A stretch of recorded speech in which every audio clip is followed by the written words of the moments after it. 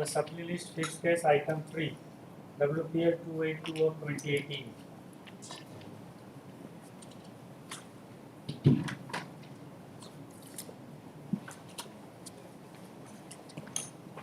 Yes, respondent.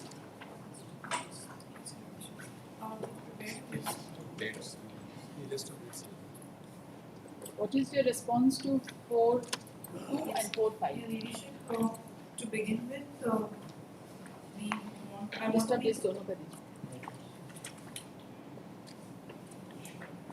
Your Ladyship, the particular explanation, if I may draw your attention. This has been filed by whom? Yes, Your Ladyship, yes. On behalf of respondent basis. Please take care that whenever. Oh, it is mentioned. Sorry. Yes, please. Your Ladyship, I may draw your kind attention to the explanation of 4.2 that they have Take the stated. gratitude.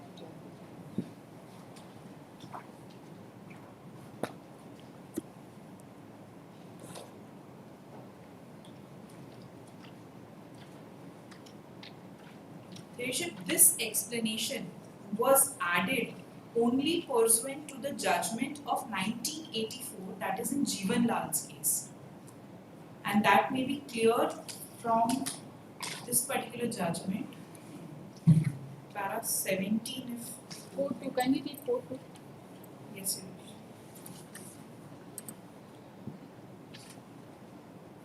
For every completed year of service or part thereof in excess of 6 months, the employer shall pay gratuity to an employee at the rate of 15 days' wages based on the rate of wages last drawn by the employee concerned, provided that in the case of a piece-rated employee, daily wages shall be computed on the average of the total wages received by him for a period of 3 months immediately preceding the termination of his employment, and for this purpose the wages paid for any overtime work shall not be taken into account. Provided further that in case of an employee who is employed in a seasonal establishment and who is, this explanation is the important part. Yeah. In the case of a monthly rated employee, the 15 days wages shall be calculated by dividing the monthly rate of wages last drawn by him by 26 and multiplying the quotient by 15. Your Ladyship, this particular explanation has been added only in 1987 and that has been recorded. This is for the purposes of computation. Yes, Your Ladyship. The main issue is also pertaining to this when it comes to regarding 26 days or 30 days calculation. Even before this explanation was added, Your Ladyship, back in the year 1980, in Digvijay's case, the Honorable Supreme Court has held, if I may draw Your Ladyship's kind attention to para 5, which was also relied upon us by yesterday. In para 4 and para 5, I may be permitted to read. In dismissing the petition in Digvijay Woolen Mills case, the division bench of the Gujarat High Court observed as follows.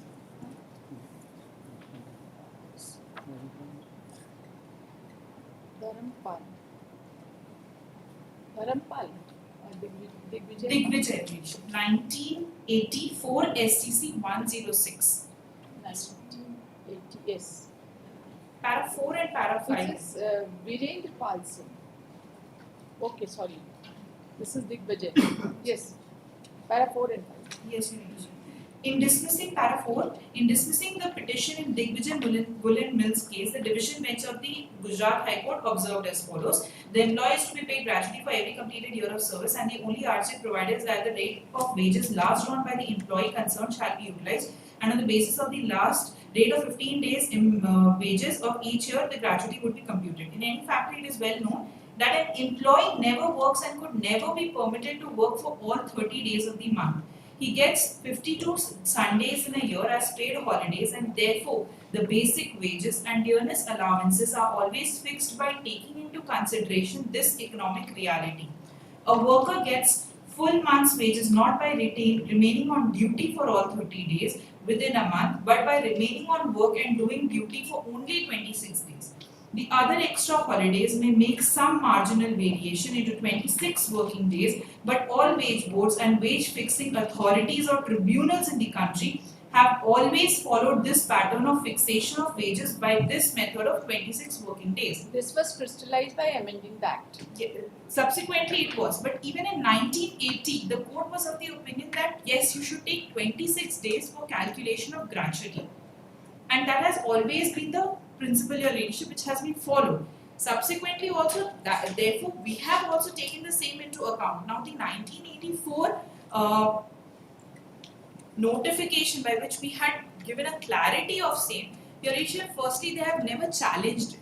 No, it is not. It is not the subject matter of constitution. Yes, Subject Your matter is 4.5. Yes, your ladyship, but even That explanation is not appended to 4.5.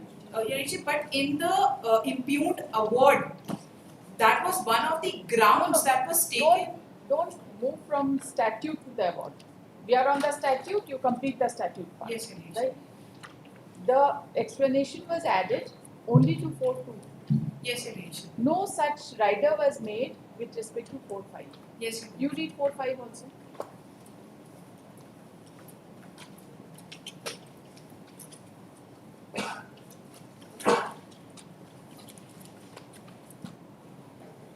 Section 4, subclause 5. Nothing in this section shall affect the right of an employee to receive better terms of gratuity under any award or agreement or contract with the employer. That's right. Yes.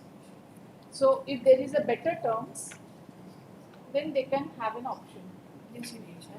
But 26 days is usually the standard that has been always Do you taken. want to interpret the contract? That is the national whole wage Your agreement. ladyship, we have not interpreted, but subsequently by a circular we have clearly stated that this is what has to be done. And in fact, in 1987, See, another whenever a settlement is to be modified, it cannot be modified by a circular. It has to be modified by a settlement, yes, your ladyship. right? Then under such circumstances, you want to say that irrespective of whether they are claiming under national coal wage agreement or they are claiming under 4.2, it makes no difference. Is there any difference between the two? If your interpretation is accepted, then the interpretation, then this explanation is to be read to 5.2 and also to national coal wage agreement. Yes, I understand. Permissible. That's all. Your ladyship, one more judgment that I want to bring on record.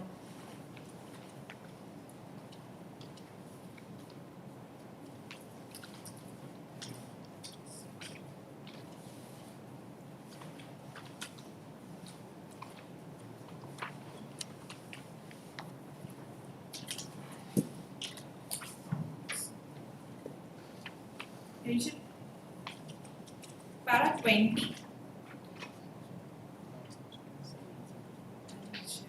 That the Act must prevail over the rules on payment of gratuity framed by the employer is also settled proposition as per the Jaswant Singh Gill case. Therefore, the applicant cannot take recourse to its own rule, ignoring the Act for denying gratuity. Very fair enough. He is not claiming under 4.2, he is claiming under 4.5. Explanation is not there.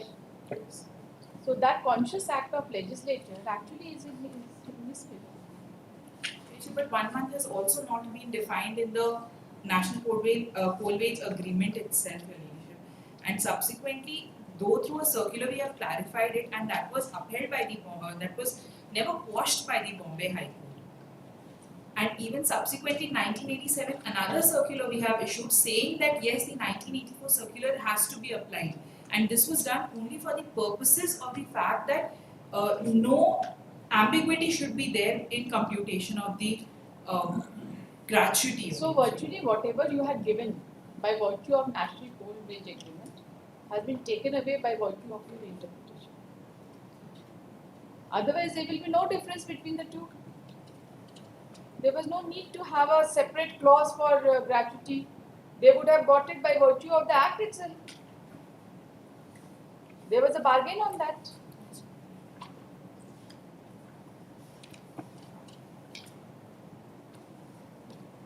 Yes, you answer a few questions. What do you have to say to this judgment passed by Nagpur bench? This has considered all the judgments that you had cited yesterday. As well as the circular. Circular has also been 84 considered. circular has also been considered.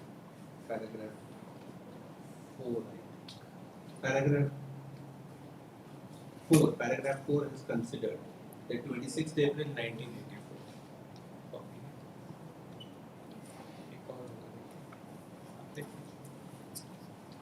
This is the submission. Is there any discussion on that? There's no discussion, but it was noticed, and therefore in the impugned order of the Deputy CLC, it says that it was never taken into consideration by the Bombay High Court. That is not factually correct. It is an error of record. That 84 It's not circular was, finding, your ladyship, per se. But it was placed before. it was placed, it was noticed.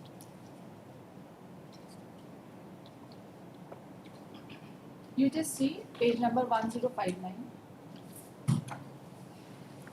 The instruction referred by Honorable Supreme Court in GM BCCA. The implementation instruction dated 26 April 1984 in the present case does not deal with the procedural aspect but deal with the substantive right of the employees regarding quantum of gratuity for which they are entitled.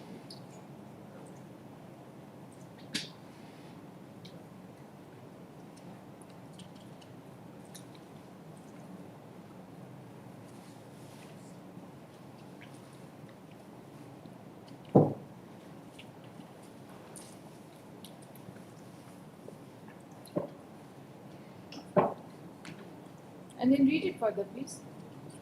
Para 9. Para 9.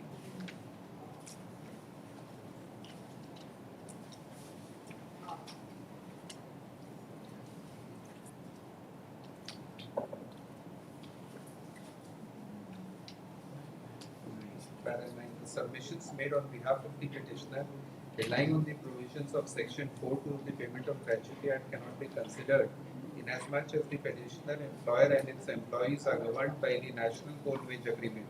It is not disputed that clause 10.1.1 of National Coal Wage Agreement has statutory force, and considering the mandate of section 4 subsection 5 of the Payment of Gratuity Act and the entitlement of the employees as per clause 10.1.1 of National Coal Wage Agreement, I find that the orders passed by the subordinate authorities directing the petitioner employer to pay the amount of gratuity calculating at the rate of 1 month wages. Two things I want to know. Firstly, I want to see that circular. Is it on record? They have brought it by Where counter is it? affidavit. The supplementary counter affidavit, your ladyship. Annexure B.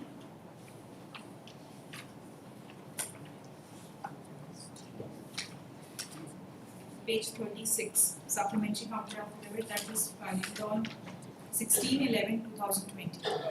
Can you read it? The operative part is, No, you read it. yes, your ladyship. Consequent upon the implementation of NCWA 3, number of Just a moment. I see page number 7, annexure 10. annexure B of the supplementary Oh, counter just- affidavit which was filed on Annexure. 16/11/2022. Page 36. Page number 36.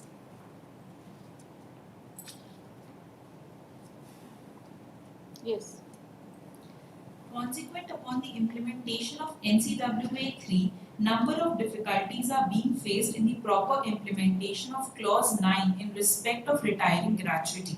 The subject has been examined at great length and in suppression of CIL's circular number so and so dated 21st January 1980 and other circulars issued on this subject, the following clarifications are issued for uniform application in respect of gratuity to the employees other than monthly rated ex-NDC employees.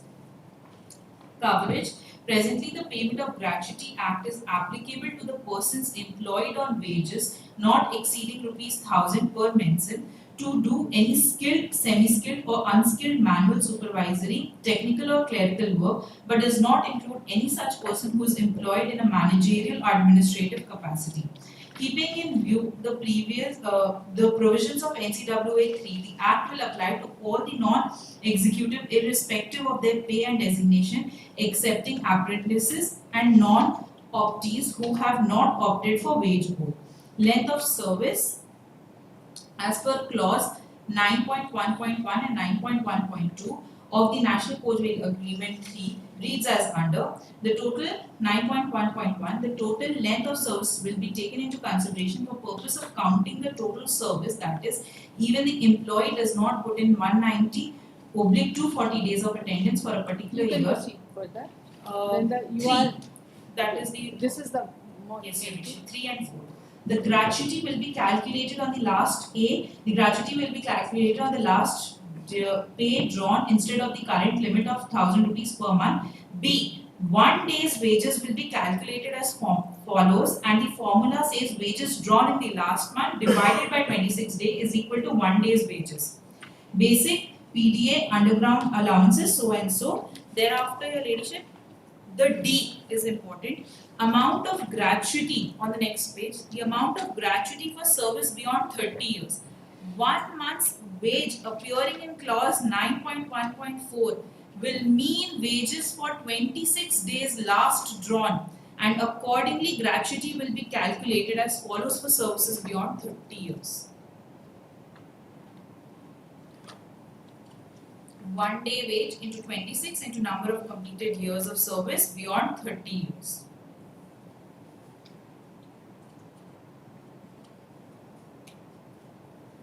and where is clause 9.1.4?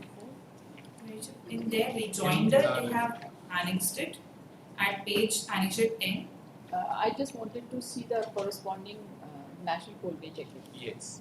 It is annexure 10. We have also responded to this circular in paragraph We'll 3. see that first. Let us see the annexure 10. Annexure 10 is also in the Yes. reply to No, the. it's okay. Annexure 10. Yes. 9.1.4, as has already been agreed to under NCWA 2, the gratuity for service up to 30 years will be calculated at the rate of 15 days wages for so and so for every year, every completed year of service. For service beyond 30 years, gratuity shall be calculated at the rate of 1 month's wages last drawn by the employees for every completed year of service, provided that in respect of last year of service, proportionate payment of gratuity will be made if the full year of service is not complete. Also, I would like to draw your attention to the supplementary counter affidavit annexure B1, which was issued in 1987, your ladyship.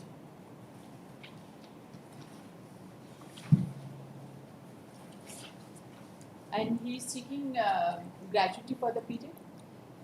Beyond 30 years, your ladyship, where he is asking it should be calculated as per 30 days and not 26 days. Annexure B. Yes, annexure B1, your ladyship, page 39. Yes, page 39. Yes. Your ladyship, at the bottom of the page, Yes. firstly for reference, implementation instruction number 1484 dated so and so, for those implementation with respect to that this was issued, and at the end the subject has been examined further and it is clarified that the employees who have put in service for 30 years will be eligible for gratuity as per provisions of Payment of Gratuity Act and not as per the illustration. The circular and the illustration stand modified to the said extent. Other conditions of the circulars will remain unaltered.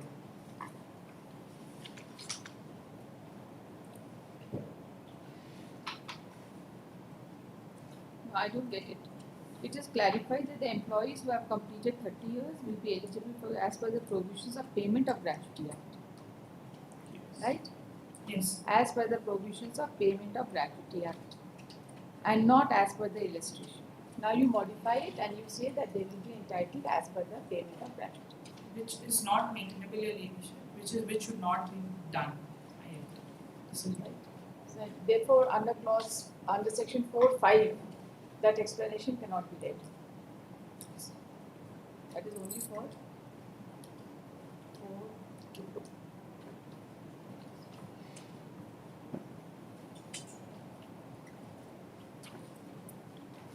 Show me the clause. So, for services beyond 30 years, 1 month's wages last. 9.1.1. 1 month's wages last drawn. 1 month has not been defined, but for computation of wages, usually 26 days has always been taken. was given by the circular 1984. You first issue a circular in 1984 giving a formula, and then you issue a circular in 1987 saying that Payment of Gratuity Act would be applicable. Computation as per Payment of Gratuity Only Act. when they have put in beyond 30, sir. That's right. We are only concerned with that. Yes. Right. Only And meaning thereby that whatever is there under Payment of Gratuity Act, so far as beyond 30 years is concerned, they will be governed by that. As per your own circular, it's a clarification. that has been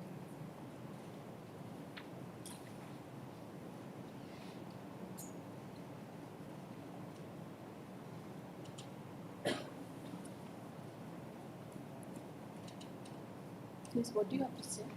For 1 month, what do you have to say? For 1 month, we have given that it has to be interpreted by following the golden rule of interpretation, because literal interpretation is not possible.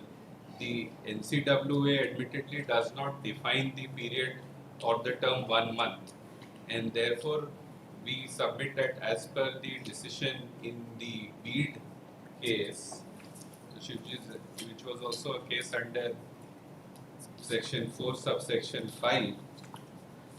Which case? It is 2006 volume 8 SCC 514. Did you cite it yesterday? No, yesterday we did not cite it. Please give me that document. Should we have a song? I have a copy. It's it.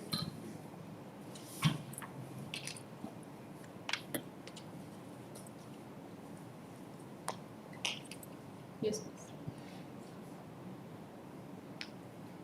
Which, okay. That having not been defined, it will be governed by the golden rule of 14 interpretation of years. statute. Yes. And 1 month has been defined in any General Clauses Act or In the otherwise. General Clauses Act, we have given the written arguments. Section 3, subsection 35, it says British calendar month. Additional submission is also that 335 is in our list of date compilation.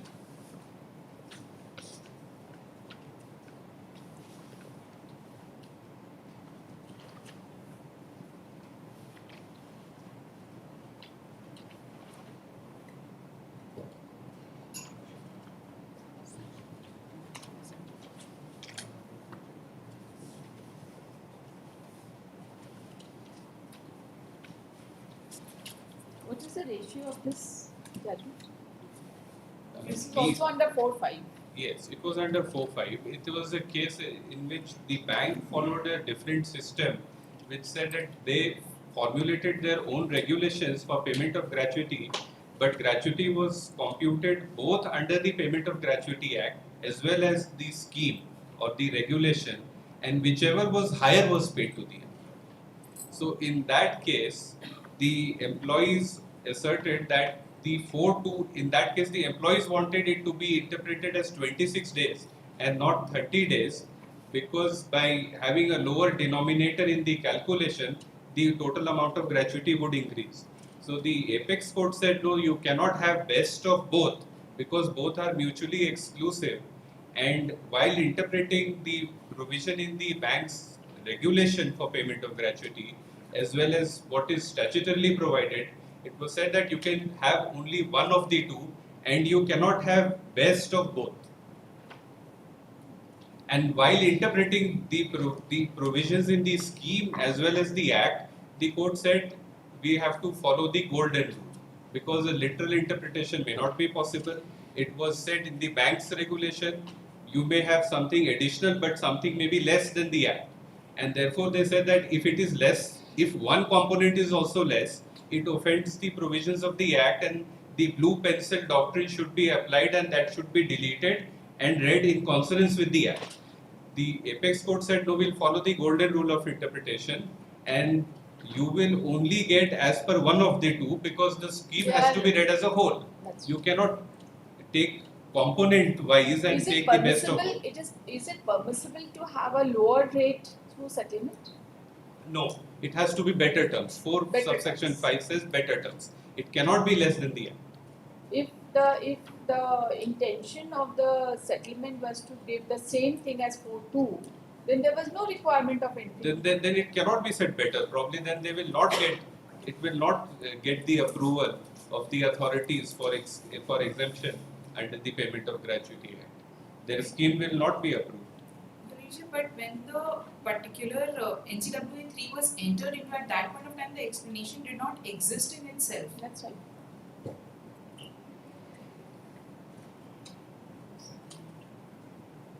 And moreover, we have said that the language is clear. It says, particularly here is a daily wage worker 897. Even after being regularized, the calculation is 897 rupees per day. And it says wages 30 days last drawn.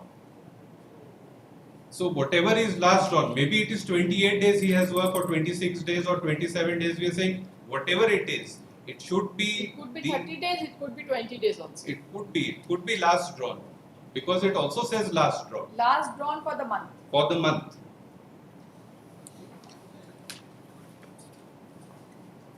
Heard the learned counsel for the parties.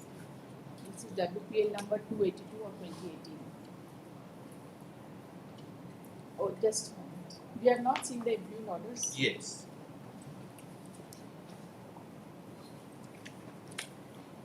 Page 70, Annex 9.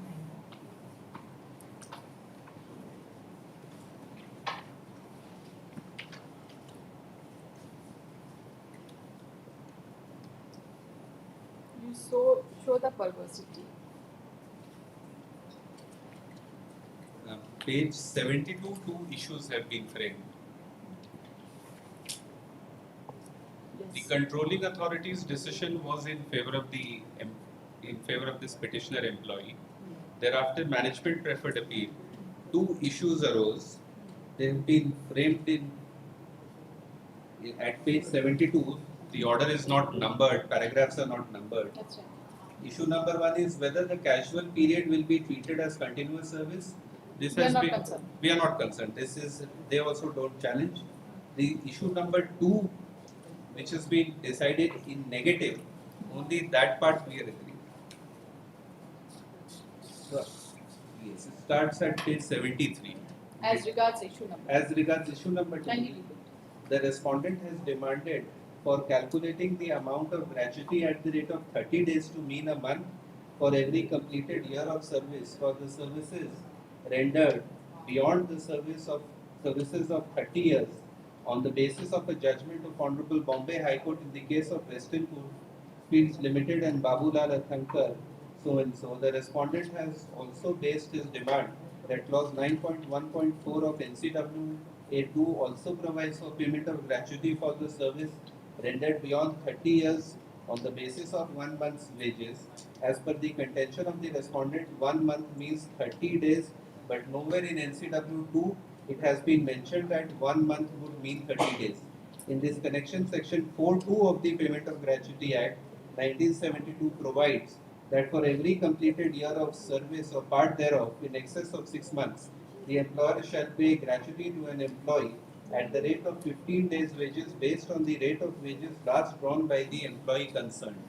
Further, section 4 subsection 5 provides that nothing in this section shall affect the right of an employee to receive better terms of gratuity under any award or agreement or contract with the employer. It has been observed that the appellant has not denied the calculation of gratuity amount. So these are all submissions. These are all submissions The findings, the contention, The operative part is the above contention of the the appellant. above part. Before that, on the page 74, Yes. on the above part, it would be quite pertinent to refer to letter number NCWA so and so 26/4/1984. For the first time, this comes into the picture, which has been issued by Chief Personnel Coal India Limited on behalf of Joint Bipartite so and so 3D of implementation instructions. And then it is mentioned, must not be forgotten that Coal India Limited or Bharat Coking Coal Limited are authorities within meaning of Article 12 of the Constitution of India. The rules and regulations framed by them will have statutory force for the limited purpose of governing internal affairs of the company, including service conditions. This is the perversity. They cannot be called a statutory regulation framed by the BCCL or Coal India. Moreover, JBCCI is it right? Is a bipartite forum providing for resolution and settlement of industrial disputes. No, I couldn't get it. You said that the rules and the regulations framed by them will have the statutory force for the limited purpose of governing internal. No, it has the force of law. Yes, sir, there's a NCWA has the force judgment. of law. Not NCW has, so they cannot have a circular and they say the circular also has the force of law just because they are a government company. They are only a company, they are not even a statutory corporation. Para 6, your ladyship, it says. Yes, I will see that. Yes, continue. And then it says, purpose of governing internal affairs of the company, including service. Moreover, JBCCI is a bipartite forum providing for resolution and settlement of industrial disputes and agreements reached NCWA in the forum would be a settlement within the meaning of section 18(1) of the Industrial Disputes Act. This being the position, this authority cannot ignore the proviso of implementation instructions of NCWA cited supra. As far as the decision of Honorable High Court of Bombay is concerned, the implementation instructions of NCWA 3 were not cited before Honorable High Court. Thus, the judgment has been rendered sans implementation instructions of NCWA 3. Therefore, this judgment is not applicable to the instant case on hand. What about the original court? The original court decided in our favor, Annexure 5. Controlling And authorities. the subsequent circular of 87 was also not placed Yes. before the appellate authority. Which No, they that have was placed also now. not placed. That was also That not is placed. also coming now in the counter. That was also not placed. Yes, please. The controlling authority is Annexure 5.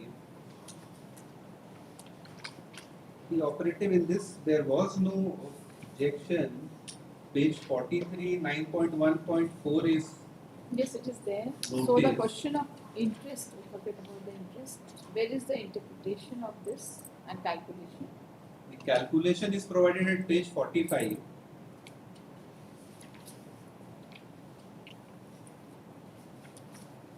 For additional 8 years, Page 45, the calculation is given.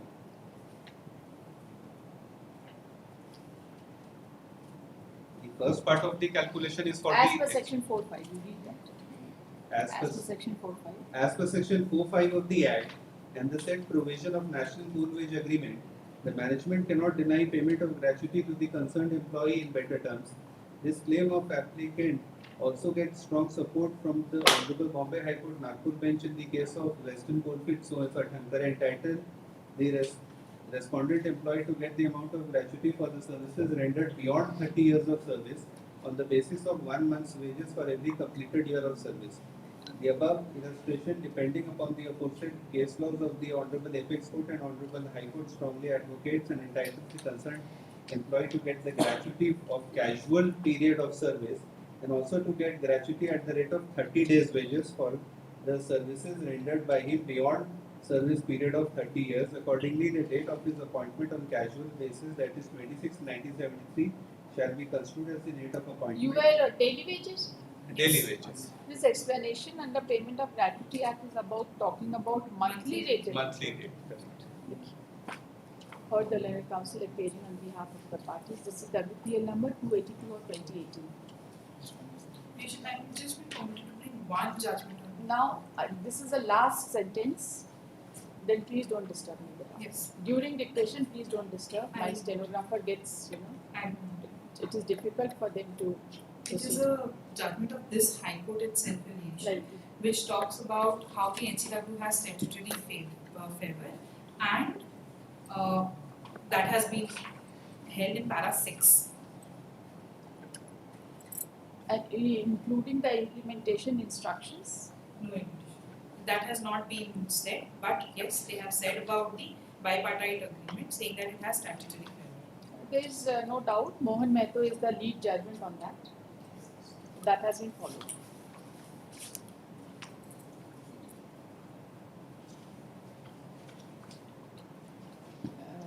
WPL number 282 of 2018.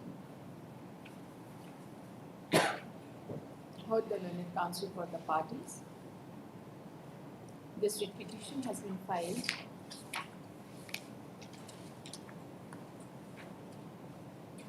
for setting aside the order dated 27/12/2017, Annexure 9, passed in PG appeal number 18/2017-A.7 by Deputy Chief Labour Commissioner within bracket Central Dhanbad and Appellate Authority under Payment of Gratuity Act 1972,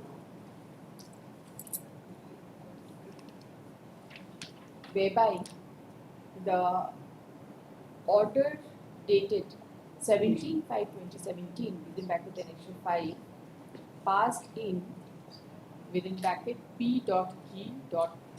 application bracket close number 36 within bracket 78 bracket close /2015-E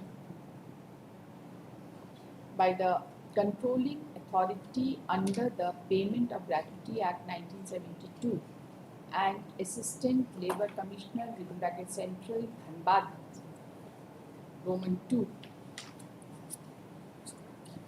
has been modified, and it has been held that the service rendered beyond 30 years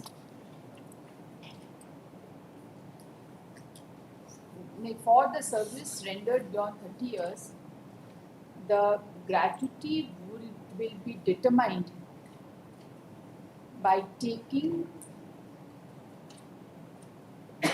1 month as 26 days instead of 30 days as claimed by the petitioner and held by the controlling authority.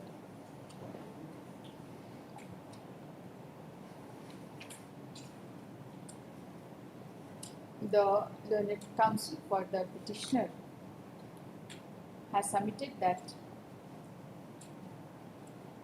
the sole point involved in the present case is as to whether 1 month for the payment of gratuity beyond 30 years has to be taken as 26 days or 30 days.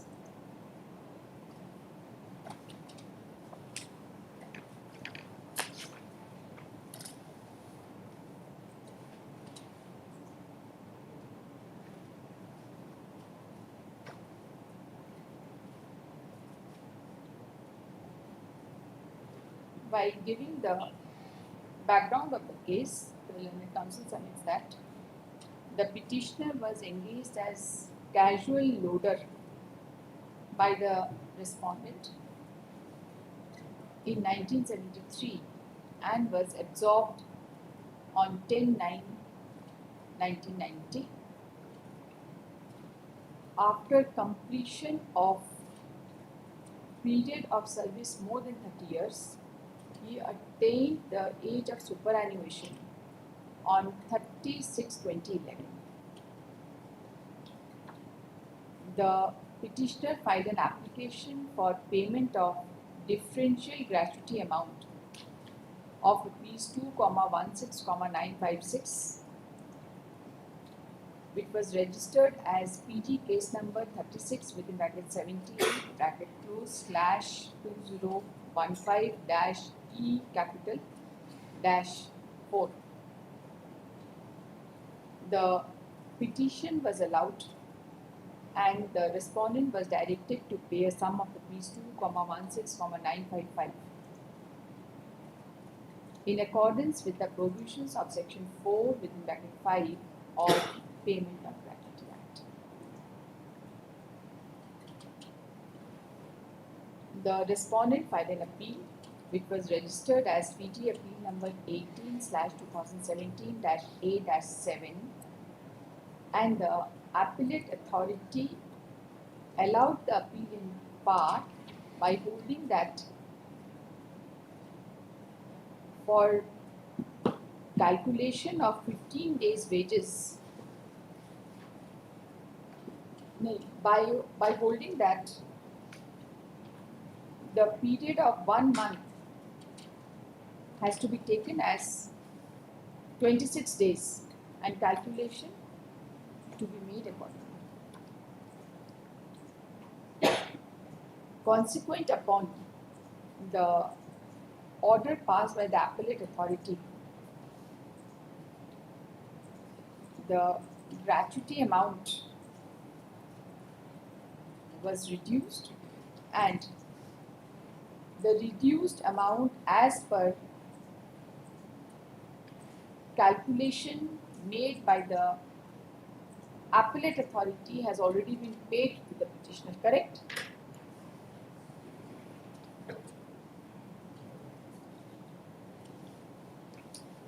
The learned counsel, by assailing the impugned judgment, has submitted that the application the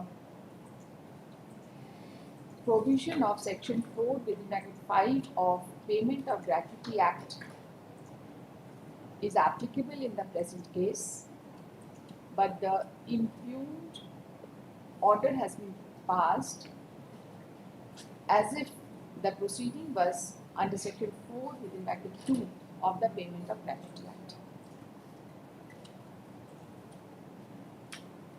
The learned counsel, by referring to section 4 of the aforesaid act, has submitted that there are two different provisions, one under section 4 within bracket 2 and the other under section 4 within bracket 5. He has submitted that as per the provisions of section 4 within bracket 5, nothing in the section 4 shall affect the right of an employee to receive better terms of gratuity under any award or agreement or contract with the employer.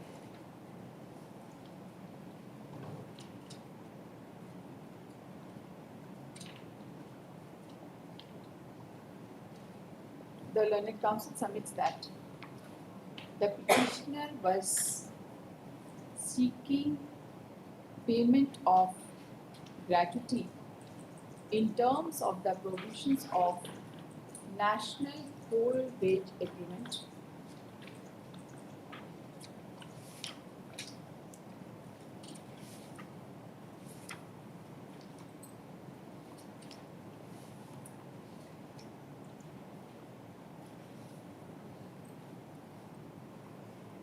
number 3, clause 9 point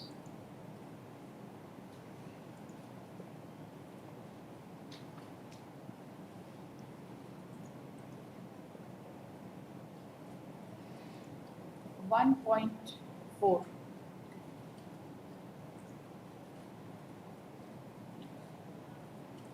He submits that clause 9 point that National Coal Wage Agreement has statutory force in terms of the judgment passed by Honorable Supreme Court in the case of Mohan Mehto versus Central Coalfields Limited, reported in bracket 2007 bracket clause 8 SCC 549, and clause 9.1.4 was more beneficial to the petitioner. He has submitted that under clause 9.1.4 there is a clear mandate that for service beyond 30 years, gratuity shall be calculated at the rate of 1 month's wages last drawn by the employee for every completed year of service. And there is no stipulation therein that 1 month would be calculated as 26 days after deducting the holidays. He has also submitted that the term 1 month, as mentioned in clause 9.1.4, has to be interpreted by golden rule of interpretation of statute and the plain meaning of the words mentioned therein is required to be considered. He has also submitted that 1 month as per the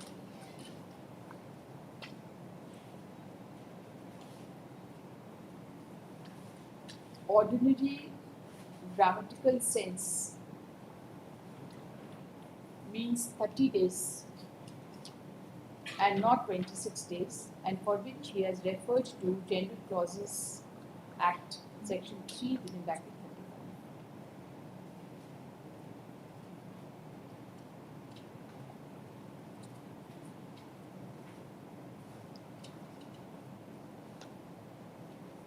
35. The Learned Counsel has submitted that the authority, that the controlling authority while passing the order on the application filed by the petitioner was conscious of the fact that the clause 9.1.4 was a provision which would be covered by section 4 within bracket 5 of the aforesaid act, and has accordingly calculated the gratuity for the service beyond 30 years by taking 1 month as 30 days. The Learned Counsel has also submitted that while considering the aforesaid aspect of the matter, the controlling authority had also relied upon the judgment passed by Honorable Bombay High Court Nagpur bench in the case of Western Coalfields Limited versus Babulal Athankar, reported in 2015 within bracket 145 bracket close FLR 1055, wherein the provision of section 4 within bracket 5 of Payment of Gratuity Act was taken into consideration along with the provision of National Coal Wage Agreement, and there was also a reference of the implementation circular issued by the Coal India Limited, which was dated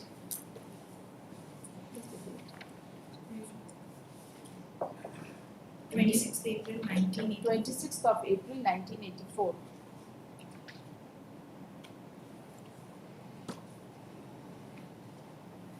So it should be a joint bipartite committee for the coal industry, Coal India Limited. Which As was per the letter. just a moment, issued by the Joint Bipartite Committee for Coal Industry governing payment of gratuity to the workers.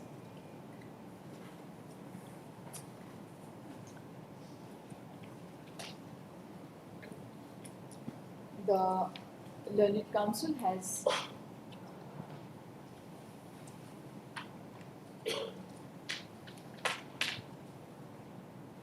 submitted that the case of the petitioner is fully covered by the judgment passed by Honorable Bombay High Court in the case of Babulal Ashankar Supra, and no interference was called for in the said judgment by the appellate authority. While referring to the judgment passed by the appellate authority as contained in Annex 9, the Learned Counsel has submitted that the Learned Appellate Authority framed 2 issues, and the parties herein are concerned only with issue number 2. He submits that while deciding issue number 2, the authority held that the days per month beyond 30 years of service for each year would be taken as 26 days and not 30 days, and has wrongly distinguished the judgment passed by Honorable Bombay High Court Supra.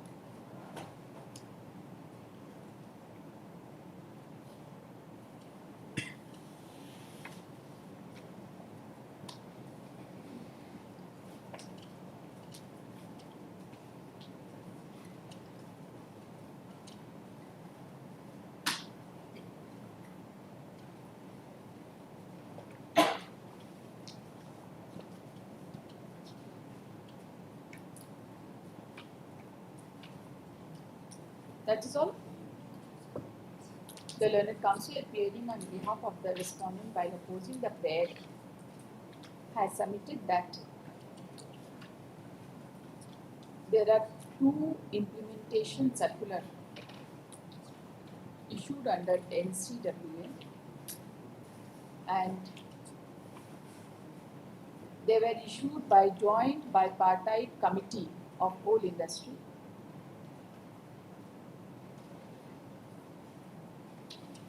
governing the payment of gratuity to the workmen.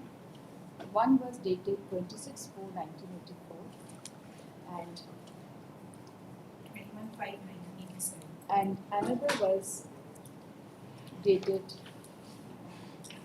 21/5/1987.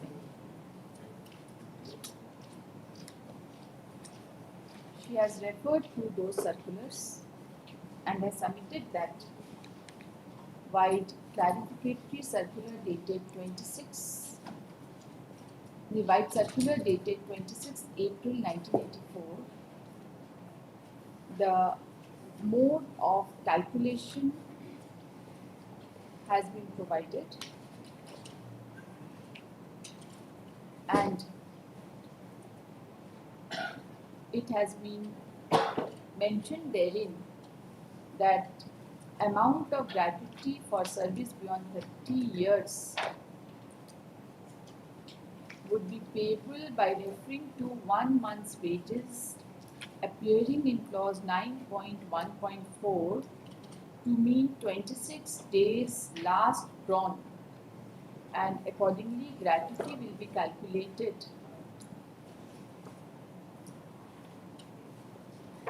by multiplying 1 day's wage into 26 into number of completed years of service beyond 30 years. She has also referred to the circular dated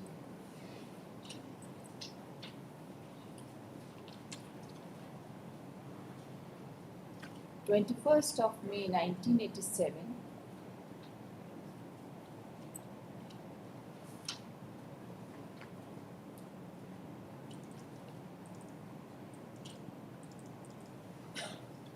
and has submitted that the issue was further examined and it was clarified that the employees who have put in service up to 30 years will be eligible for gratuity as per the provision of Payment of Gratuity Act and not as per the illustration.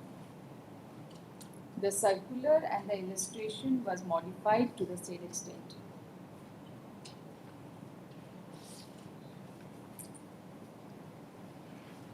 It is up to 30 years. Up to 30 years. And other conditions were of the circular will remain unknown. It has got no meaning because that's not the subject matter. But, We'll forget about this. But your leadership, this 84 circular was implemented through 87 circular as well. Because it says the other conditions of the circular will be implemented. Other conditions of the circular would remain unaltered. She submits that 84, the conditions of 84 circular was reiterated, remained unaltered even while issuing the subsequent circular dated 21st of May 1987.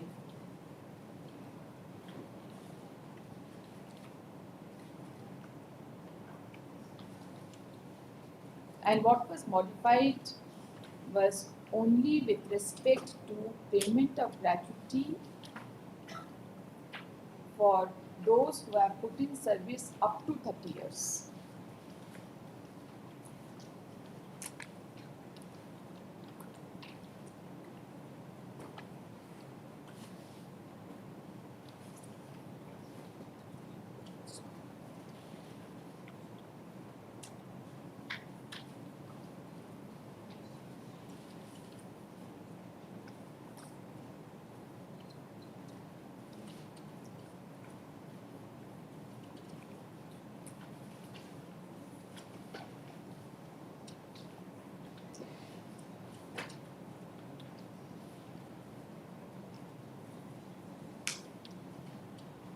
The Learned Council has relied upon the judgment passed in the case reported in bracket 2018 9 SCC 529. You are relying upon this? Yes, you mentioned the name of the party. C.G. Ajay Babu. Union Bank Yes, of India. that- Union Bank of India versus C.G. Ajay Babu. And has submitted that with respect to the provisions of Payment of Gratuity Act, it has been held that the Act must prevail over the rules on payment of gratuity framed by the employer.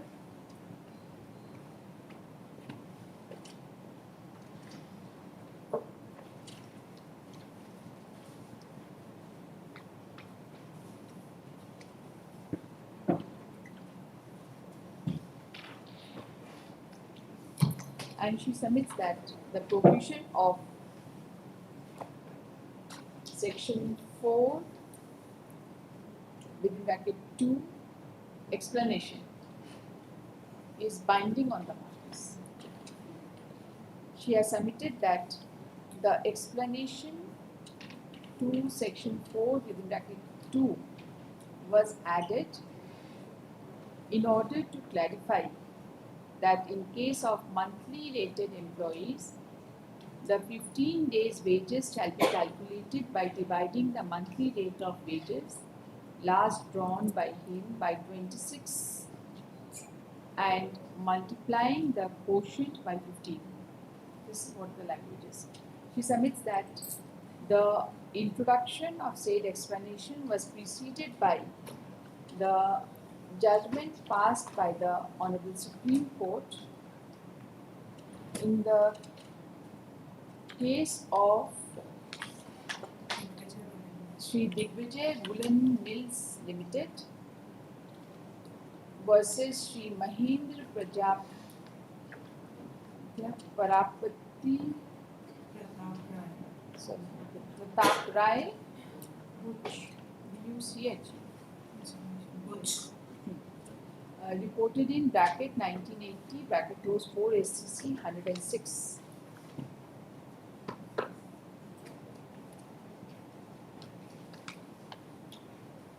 And has referred to paragraph 4 and 5 of the said judgment.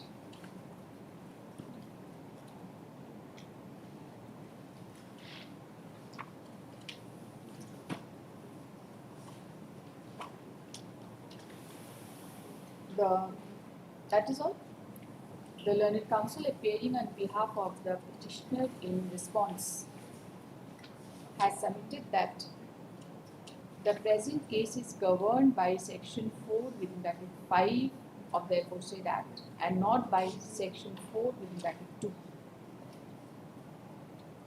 In such circumstances, the explanation which has been appended to section 4 within bracket 2 would not come into play. This is your case. Would not come into play, and the provision of National Coal Wage Agreement would prevail. he has also submitted that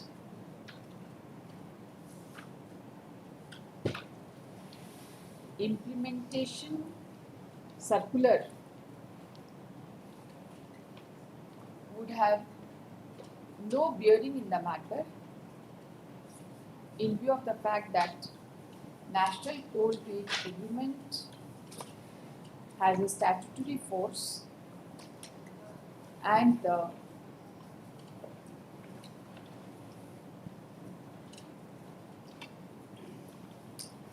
agreement duly gets the approval of which authority? It gets approval, no? This kind of settlement. If it is, because it is a bipartite, NCWA is bipartite, therefore it need not be sent to the conciliation officer for the same. No, Only tripartite has to be sent. But most of the NCWAs are bipartite agreements, settlements. He Under has 18. also submitted that the agreement is between the union of the workmen and the employees and the employer, that is various coal companies, and the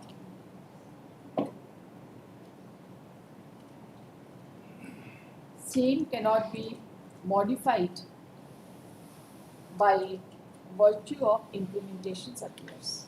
Okay? What do you have to say to this bipartite committee? No, we have stated in paragraph 3 of the reply that there is also a provision in NCWA 12.3.1 which also says that there cannot be any unilateral implementation of the agreement, And therefore it has to be The Learned by Council joint has parties.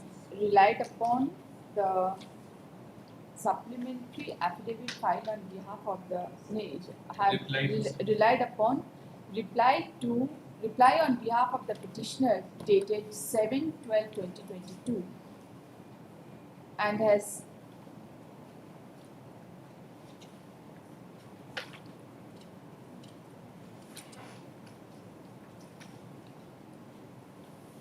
submitted that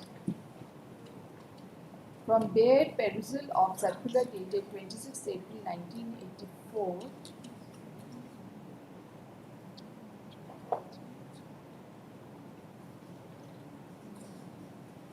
it is apparent that though the heading is Joint Bipartite Committee for Coal Industries, but the same has been issued only to Chief of Personnel of Coal India Limited.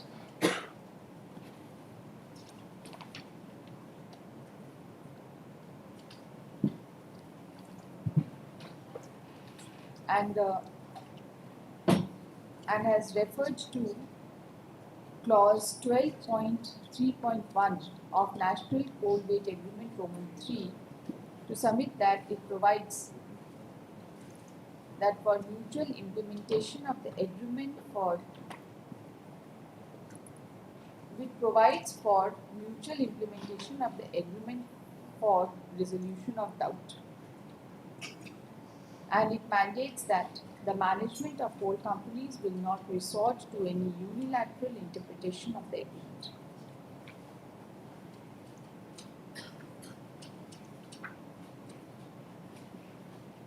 The Learned Council has also submitted that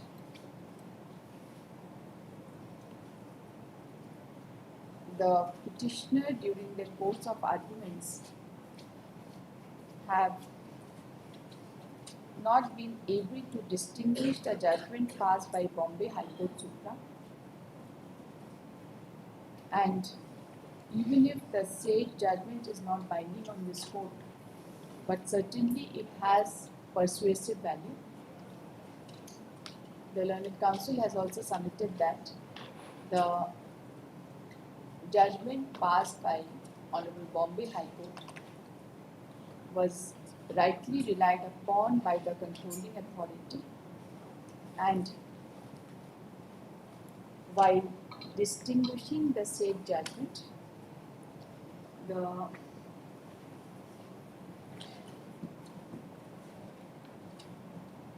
appellate authority, कहाँ है distinguish किया है page number? By distinguishing the said judgment, the appellate authority has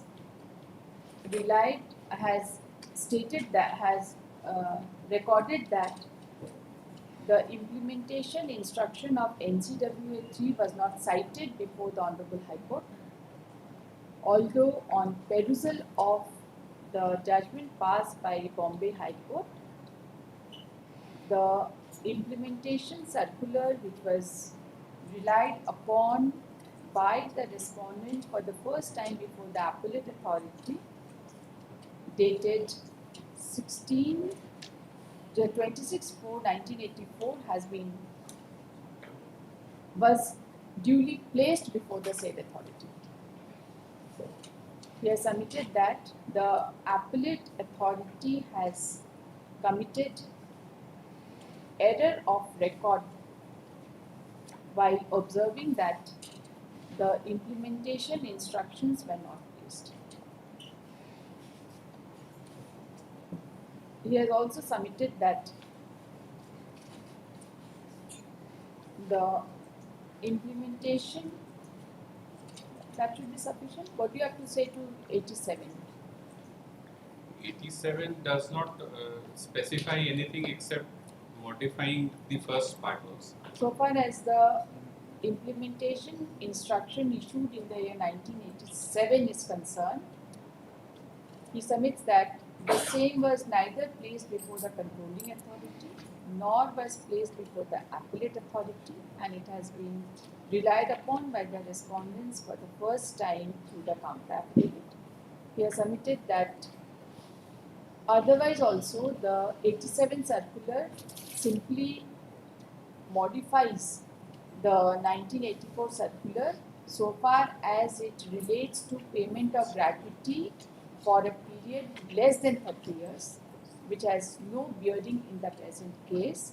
He submits that in the present case, the gratuity payable beyond 30 years is only involved. That's it. Monday for judgment. Tuesday for judgment on Tuesday. Okay, I'm really happy.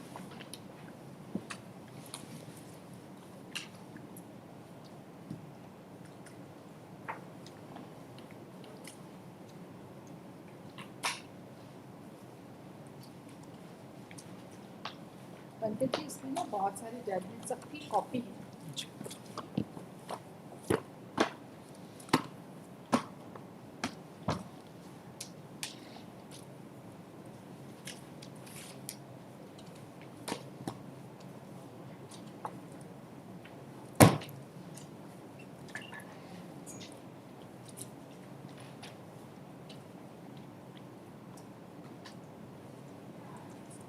Arguments concluded लिख लेंगे for judgment on Tuesday.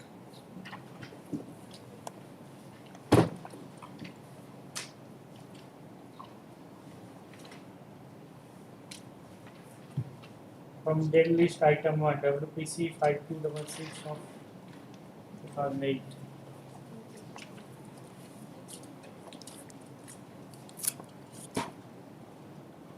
Yes, petitioner. You are for the private party Yes, 5 and 6.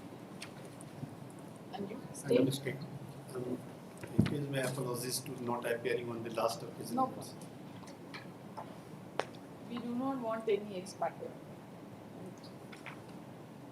These contested matters, I don't want to dismiss them for default or pass any order without hearing. Your Lordship, I could not comply with your Lordship's direction for submitting the synopsis. Today I filed. Today you are fine. Your Lordship had directed me to file it yesterday. Yes, today. Have you given it to them? I have not given list of date. I have made a very short synopsis of the entire Have fact. you given it to them? Yes, yes. All right. Okay. Tell us what So is your grievance? before You just give the outline and yes, then we'll absolutely, absolutely. Now, Your Lordship, the present case, it arises out of mutation proceedings. So, only thing which is required to be seen in mutation proceedings, I'll be referring only to those and nothing else. Now, undisputed fact, they also would not be able to dispute that all the properties originally stood in the name of one Suraj Mani Devi. This is very important. And it was in the name of Suraj Mani Devi, and her name was also recorded in register. This is the only thing from which my entire argument would be there. So, if her name was already there in register 2, recorded as Rayat in register 2, then only thing that was required to be seen further, whether she had transferred or not. Now, our case is. When was the rent receipts? Since when the rent receipts were being issued to her? There's no dispute with regard to that. Only I just dispute wanted is. to know that since when her entry is there in the register. It is the record. She is the recorded trader. Yes, she is there. She must be having rent receipts also, as per the procedure. Yes, but probably we have not filed that. So, Your Lordship, I've given the annexure 1 is the entire mutation proceeding order sheet. Now, it shows very clearly that she was recorded as register, Rayat in register 2, the earlier one. Now, our case is that she executed a registered deed of gift in favor of the petitioner in the year 1997, and there is one confusion with regard to date also, but it was actually registered in the next year. That means it was registered in the year 1998. Therefore, there may be some confusion. But I'm placing because yesterday I was facing this difficulty.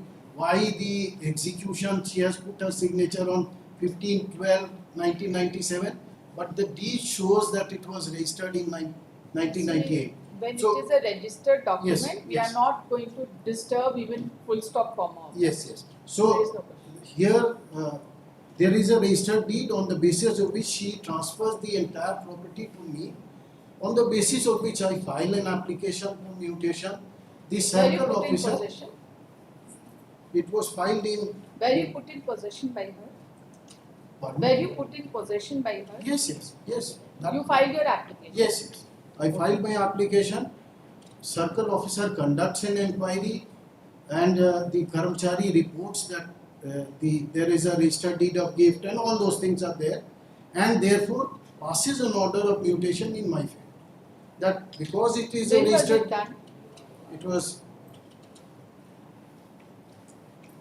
Mutation order. yes. There are two things against me also that I'll show.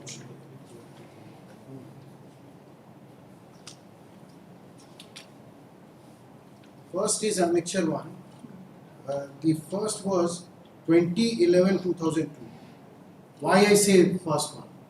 Now it is within the same circle of Gumla circle officer, but there were two mutation cases with regard to the same property involved in two villages. So therefore, two mutation cases are there.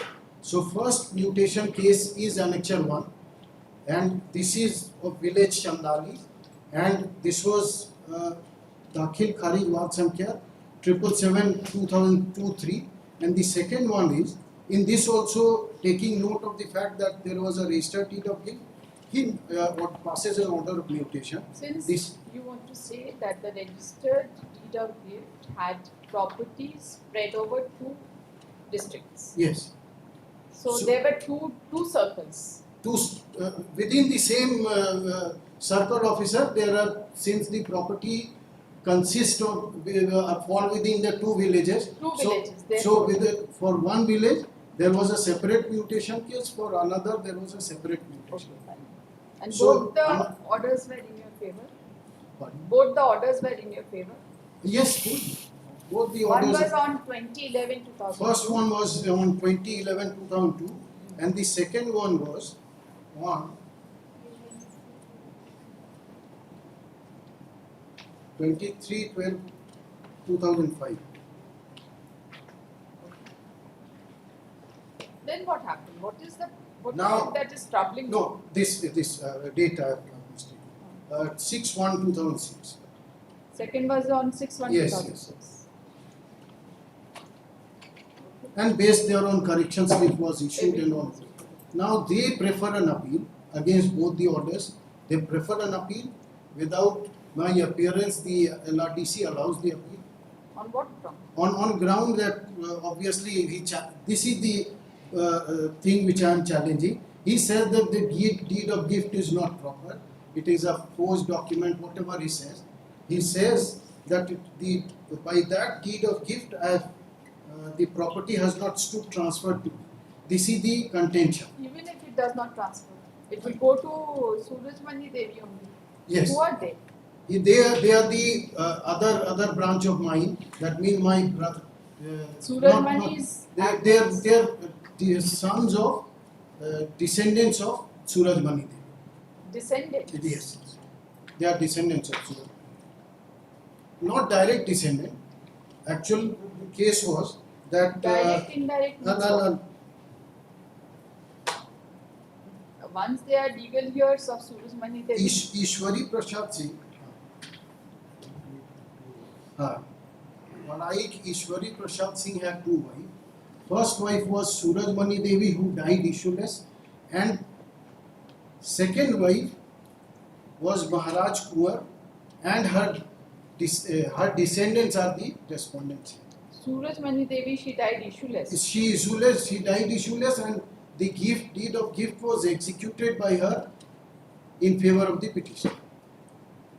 You say that in registered to only her name was appearing, Yes, absolutely. not the name of her the second wife, No, because they are claiming through the second through wife. second wife. Yes. But the name of second wife was not appearing No, in registered. no, absolutely.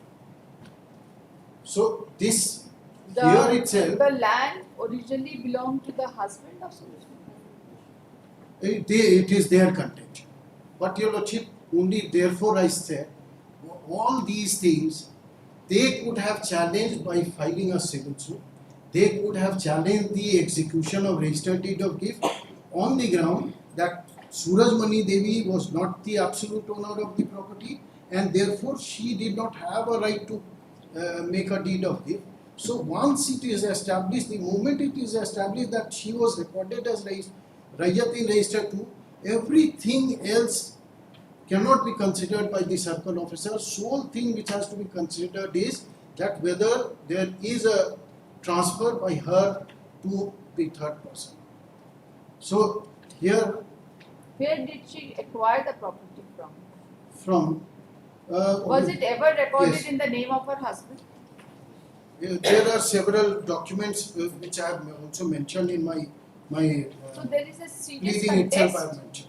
There is a serious contest as to whether entry of her name in register 2 was itself correct or not. No, There is a contest because if the property originally belongs to her husband, late husband, who had two wives, right? And through another wife, he had certain number of children. When was she married? all those These are dates very are important facts. all- Whether the second marriage was permissible, not permissible at that point of time, what was her status, what was her age. These are absolutely essential requirements of decision through civil suit, right? Only So only the one only thing. thing I can observe Why- here is No, why I say now here would be we are a not going question. to make out a new case, but we are just thinking that these are the things which would certainly fall for consideration. Now, Your Lordship, this would not decide my title. Certainly. This order, These order orders by will not deputy- decide the title. order by circle officer also would not decide Certainly my it will title. not decide the Now, title. only thing, therefore, I'll only be relying on one division bench of this honorable court itself. I will Why I just say- observe you go and get No, your why I title say declared that- irrespective of whatever mutation orders have been passed. Once, therefore, only thing. We why cannot even this- declare the possession. We cannot. But Your Lordship, what is then required to be seen in a mutation No. proceeding? We understand everything, but the point is there is a very serious dispute. And when family members are in possession of the property, they are in possession of property on behalf of each one of them. But if the property is No. standing in the No, name of whatever it only is thing that standing, was and if their case is that the property is traceable to the husband of Surajmani Devi, we do not know. but they were required to challenge it. That's right. The only Your Lordship, is the document, registered document was of the year 1997. we can simply say that so far as deed of gift is concerned, the authority could not have entered into the legality and validity of the gift. This is one thing. Second, there are serious dispute between the petitioner and the private parties, and therefore the orders of mutation will not affect the right, title, interest and possession. So absolutely, so original order stands. Original order of mutation taking into note of a registered deed of gift. Had it been not a registered deed of gift, the matter would have been different. If her name was my owner's See, name was. suppose. Your Lordship may only suppose- allow me to complete my Yes, submission and yes. then. Yes. My only therefore I said only thing the circle officer is required to see in a mutation proceeding is as to whether whose name is entered, whether there is a registered instrument or not, and then if there is a registered instrument that remains unchallenged.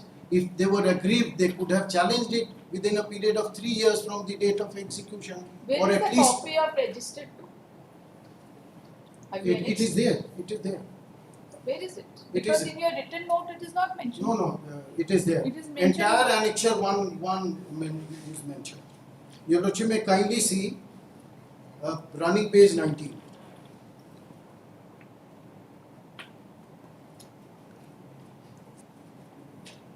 Running page 19 and Where is the The- name of the petitioner? yes, The next page, vendor 20. of the petitioner. page 20. बख्शीशनामा registry पट्टा संख्या so and so पुराना रैयत is सूरजमणि देवी, नया रैयत is so and so. That means the petitioner.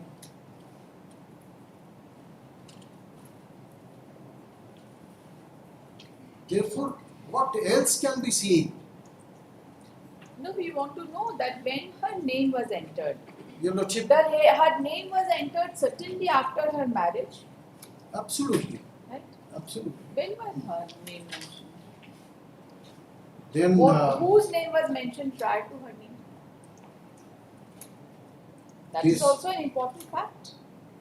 Whose name was mentioned prior to her name? this I'll have to inquire. You don't need to inquire, you inquire it in suit. No, but then I may be allowed to complete my submission. Now, Your Lordship, it cannot be gone into as to when the register 2 contains the name of Surajmani Devi, then the court, while deciding an application for mutation, cannot go into the question as to whether how What is the Surajmani's reason? Devi name was entered in register. First, tell us where the private respondent heard by the circle officer at the relevant point of time by granting, while passing the order of mutation. No, it does not. It does not, right? But similarly, I was also not heard by the appellate authority. So, Even if they would have been heard, then what would have happened? They would have said that disputed the registered deed of gift, and there is a registered deed of gift which remains unchallenged for 20 years. Till date, it has not been challenged. where is the order of the appellate authority? Yes. Did you file revision also? You filed revision also? Yes. Let us see the revisional order and then the appellate. Revisional, the first appellate order is there, annexure 2.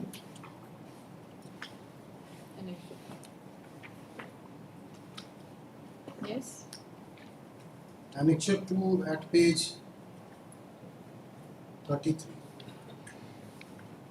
There are 2 mutation cases which have been referred, and therefore 2 appeals were filed against those 2 mutation cases, and the Separate orders for both the appeal. no consolidated order. Where is the finding? Finding is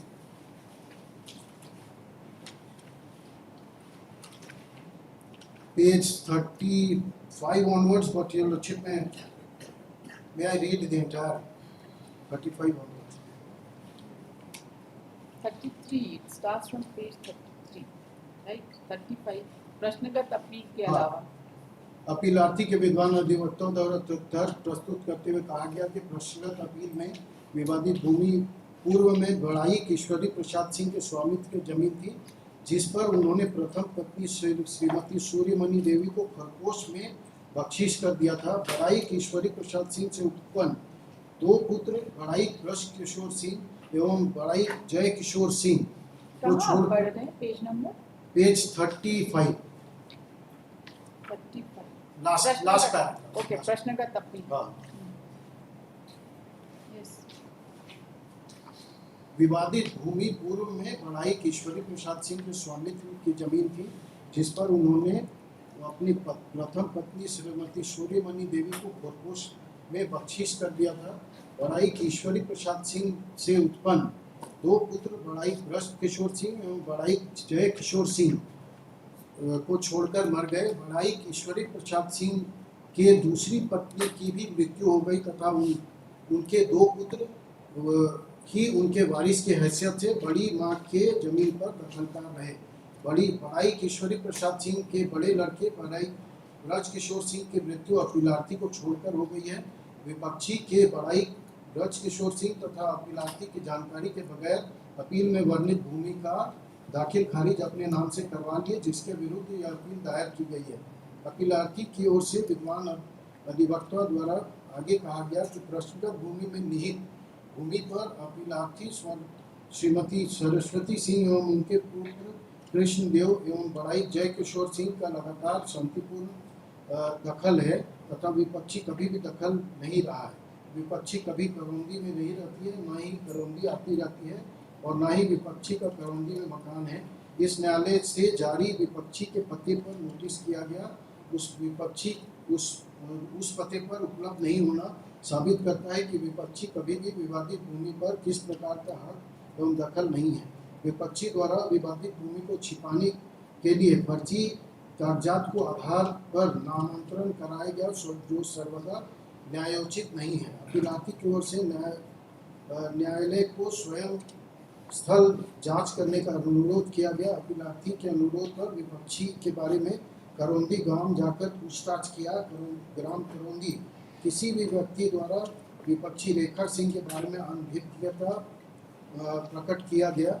स्थल जांच के समय मौका पर धीरेन्द्र कुमार सिंह, प्रयागदास स्वयं उपस्थित थे और मौजा फासिया में गोवर्धन उरांव स्वयं से भी पूछताछ किया। सर्वे में रेखा सिंह विपक्षी के बारे में कहा कि उन्होंने रेखा सिंह को कभी नहीं देखा है। विवादित भूमि पर बड़ाई ब्रज किशोर सिंह व उनके भाई जय किशोर सिंह को खेतीबाड़ी कराते देखा है। अपीलार्थी के सुनवाई से स्पष्ट है कि विवादित भूमि अपीलार्थी के पैतृक भूमि है, जिस पर खेतीबाड़ी अपीलार्थी गण खेतीबाड़ी करते हैं। जांच पड़ताल से जानकारी मिली है कि अपीलार्थी इस ग्राम में बड़ी भूदारी हैं और भू हदबंदी अधिनियम के कानूनी प्रावधान के प्रभाव से बचने के लिए भूमि फर्जी कागजात बनवाकर भूमि पर अपने पास रखे हुए हैं। विपक्षी फर्जी व्यक्ति हैं तथा उनके द्वारा कथित बख्शीशनामा जर संबंध की राशि मुबलिक 1 लाख रुपए में 41.34 एकड़ भूमि का हस्तांतरण दस्तावेज निष्पादित है, जो कानूनन सम्मत सही नहीं है। वर्ष just tell us one thing, the appellate authority will himself go to the spot, do some verification, put it in his order. Is it permissible or not? No, it is not. ऐसा कैसे होगा? appellate court खुद ही चल देंगे वहाँ पर और जाके सीधे ऑर्डर शीट में आएगा। Is there any inspection report prepared by the appellate Yes. authority? Where is the inspection? Annexure 3. You see, he is an adjudicating authority, no? Annexure 3, he has. Just a moment, he is acting as an adjudicating authority, right? If he is not satisfied with the inspection, he will remand it back for fresh inspection. Or he will himself conduct the inspection and on the basis of the inspection report he will pass the order. He has asked the circle officer to make a fresh inspection. What he is referring to is another document. Your Lordship may see. This particular order is reflecting that he has himself conducted the inspection. According to the order sheet, your lordship, very much right, my lord. So therefore he is bringing on record पर वो तो वही हो गया ना कि कोई enforcement drive हो गया तो जज साहब खुद ही चले गए जाके देखने की enforcement है कि नहीं. The LRDC, the appellate authority, will make an inquiry by virtue of the circuit officer, my lord. Is there any direction to the circle officer to make an inspection? And the order is not reflecting that he is acting on the basis of inspection conducted by the circle officer. The inspection has been made in pursuance of the application filed by appellant. You see, inspection can be made. Let us assume for a moment, but the authority himself will not go and inspect. Authority is not going to inspect. This is what is mentioned in the appellate order. Order sheet is like so that, my lord, but Like means what? We will read only the order sheet. Annexure 3 is very much clear that in pursuance of our application, we have making a request to inspection. Fresh inspection has been made. Who is the actual position of that particular land? On the basis of my application, that particular inspection has been made, my lord. So that's why it has been inserted in the order sheet that the physical inspection has been made. Firstly, this particular proceeding is ex parte against the petitioner. Yes, Secondly, that has been explained. That several operator and notices have been now by virtue, let us assume that there was a second inspection. Now there are two contrary inspections.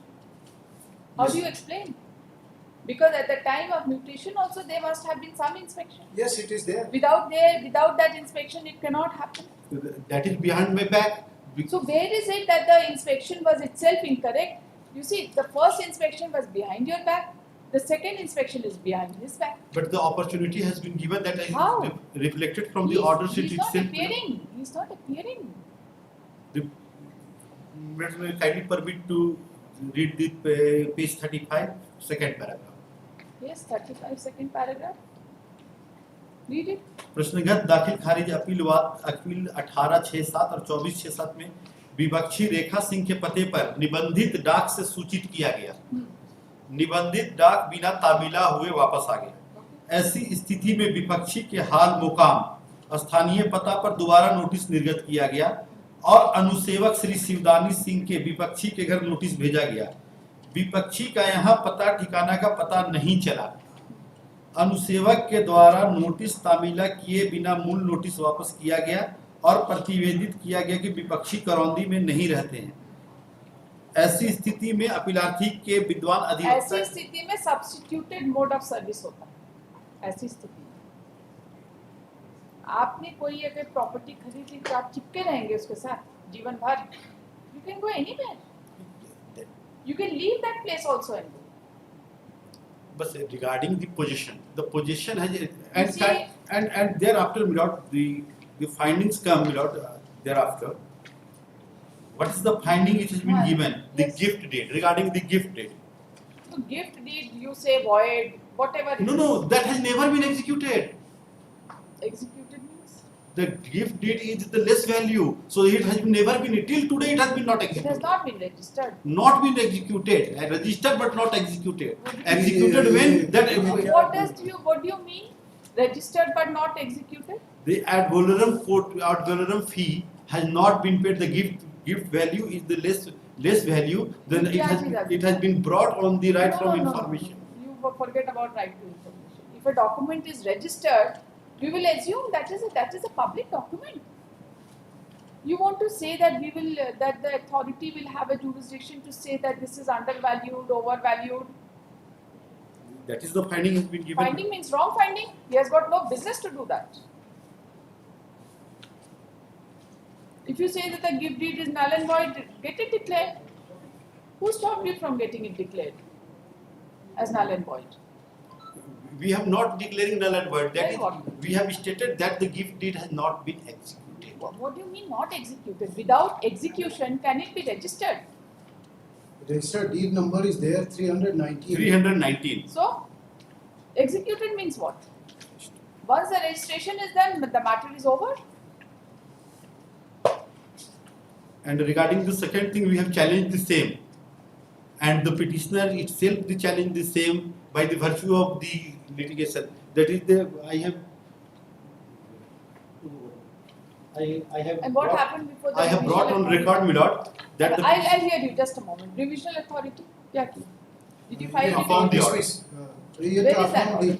it is there in page 43. Page 43.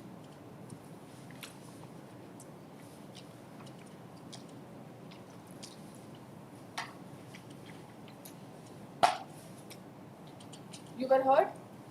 Or you Yes, only yes. filed this? You only filed. That they heard? Yes, in this they were.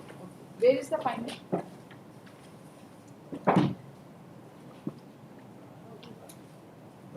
Page 45. Last paragraph. Yes. Can you read it?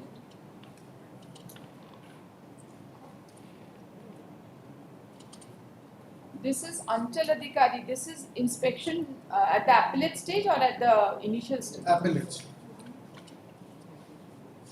Because this is annexed as Annexure 3. Okay, read it please.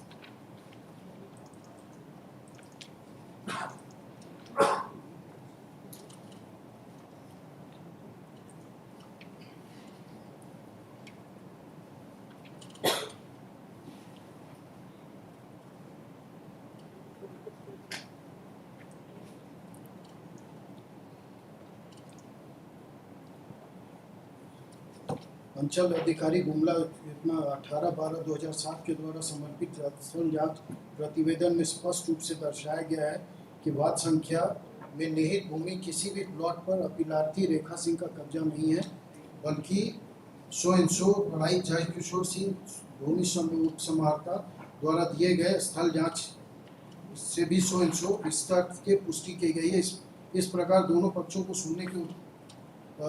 सुनने तथा उनके द्वारा प्रस्तुत अंचल अधिकारी गुमला के जांच प्रतिवेदन एवं निम्न न्यायालय के अभिलेख से अवलोकन से स्पष्ट होता है कि विवादित भूमि पर अपीलार्थी का कभी भी दखल कब्जा नहीं रहा। दखल कब्जा नामांतरण महत्वपूर्ण आधार है। भूमि सुधार स्वयं द्वारा अपीलार्थी के दखल You कब्जा just see this page number 43, the back side, the bottom.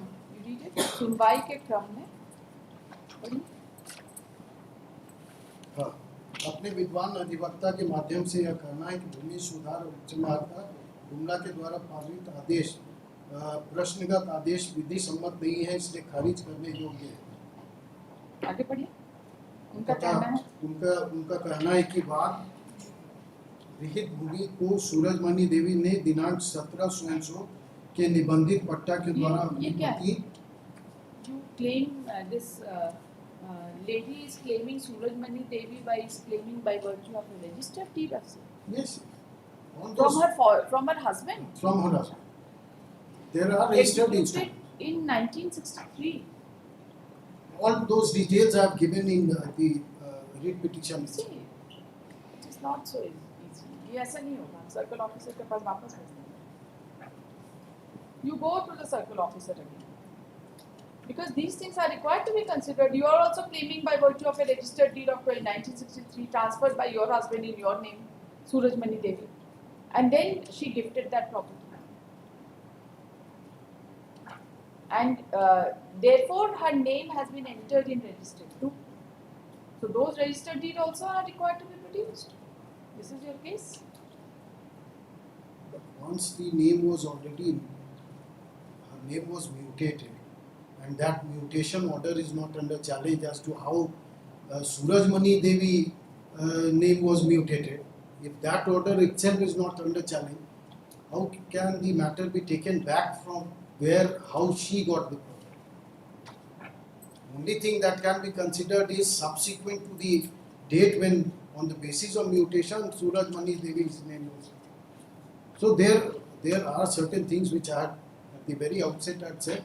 There are few things which are against me also and in my favor also. Both sides are whatever your lordship decides. First is absolutely clear. Who is in that possession of the property according to you? Jai Kishore Singh and this respondent number 586. And who is the Jai Kishore Singh? But kindly have a look at the first page of the writ application. Jai Kishore Singh is the power of attorney holder of Rekha Singh and the petitioner. Rekha Singh, wife of Jitendra Singh, resident of such and such, power of attorney to Baraik Jai Kishore Singh.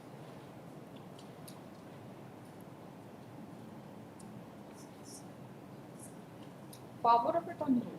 Power of attorney holder, why? Where is the Because power of attorney? that must have been deposited before the registrar. Must Once have the been. Must have been. Once you file a petition through power of attorney, that has to be deposited. When did you deposit the power of attorney?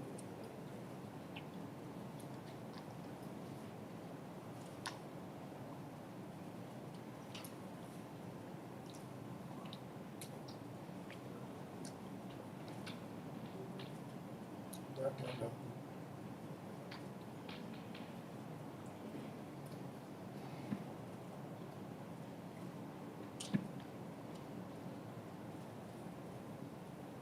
Maybe at that point of time, no such defect was pointed out. A general power of attorney constituted such and such has been deposited by the learned lawyer Shri Arun Kumar Day in the chamber of RG. It is mentioned. Yes. It is there on. So my contention is this, Milord, that the land which belongs to the ancestor of the Badaik Jai Kishore Singh and his respondent number 5 and 6. Just tell me one thing.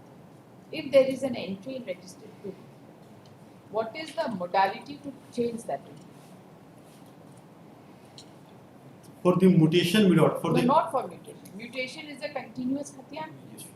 If there is an entry A, then the question of B would come only when A transfers it to B, to be. right?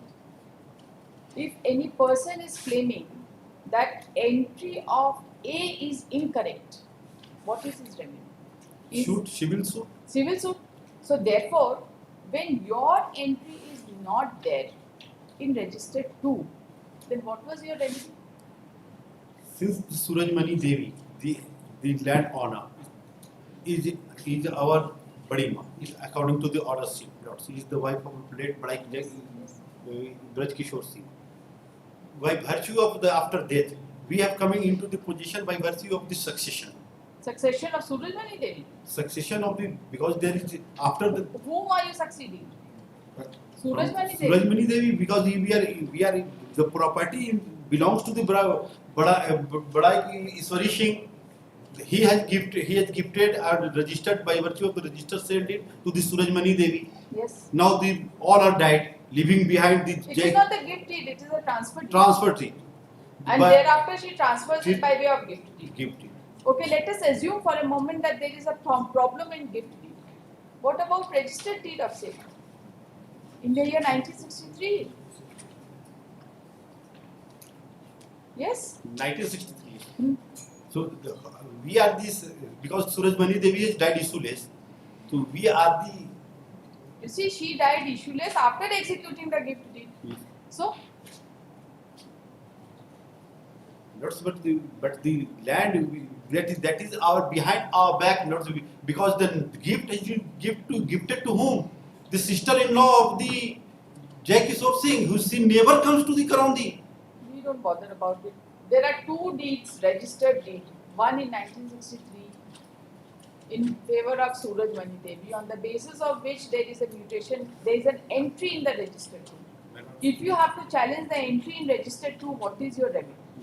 We have challenged in civil suit without in 2015. Give me the suit number. Yes. Civil suit number? Just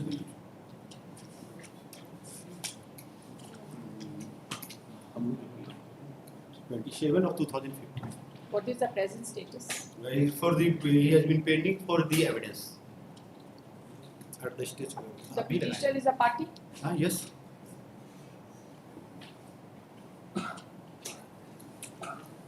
We will simply observe that any order will be subject to result. That should be sufficient. The learned only counsel. one thing. Your Lordship would also You see, recollect. possession and title are 2 distinct things. It would be subject to. Everything this will be subject Allah. to suit, right? Everything will be subject. The learned counsel for the parties are present. This petition has been filed for the following relief. The learned counsel for the petitioner submits that the property involved in this case was registered,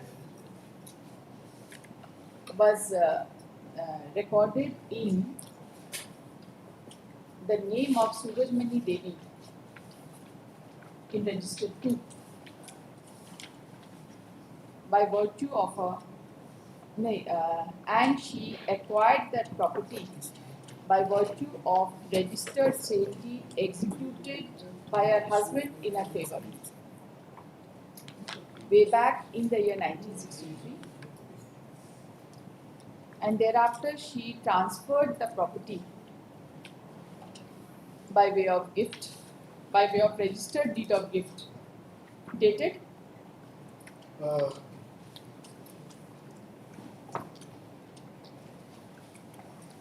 5/12 to 1997. 15/12/1997, and through the registered deed of gift, the petitioner came in possession of the property.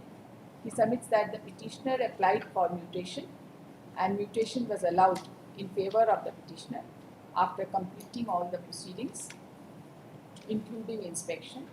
However, the private respondent hearing, they filed an appeal against the order of mutation, and the mutation order was set aside by conducting further on-the-spot inspection. The order was ex parte order, and it was recorded in the appellate order that the petitioner was not physically present on the spot. The learned counsel submits that the matter was taken up in revision, and the revision was also dismissed. The learned counsel, while arguing the case on the learned counsel for the petitioner submits that the private respondent hearing are claiming to be sons of the husband of the petitioner, husband of Surajmani Devi. It is their case that husband of Surajmani Devi had solemnized two marriages, Yes. and the private respondent claimed to be sons of the second wife or sons of the other wife, and they claim that the property has devolved upon them after death of Surajmani Devi, her husband, and also their mother. Aapki maa bhi mar gayi? The learned counsel has submitted that once the entry in register 2 was made in name of Surajmani Devi, the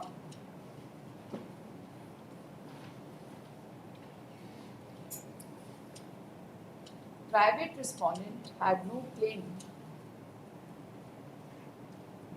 except getting their right title, interest and possession declared to a competent court of civil jurisdiction, which could have resulted in changes made in register 2 itself by virtue of any decree which might be passed by the civil court.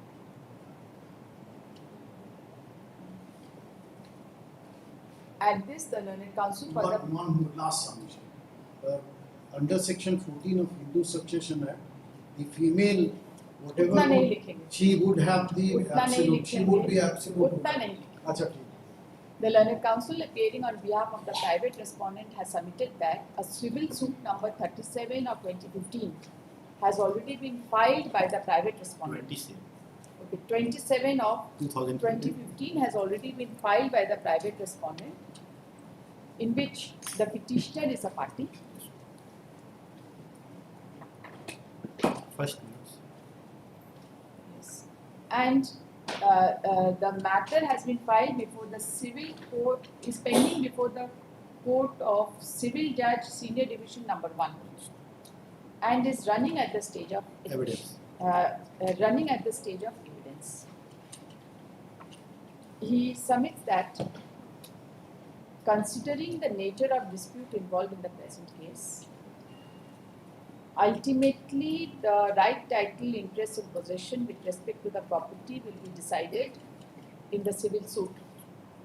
And instead of deciding the rival contention before, which has been raised by the parties, it would be sufficient to observe that the parties will be governed by the decision in the title suit.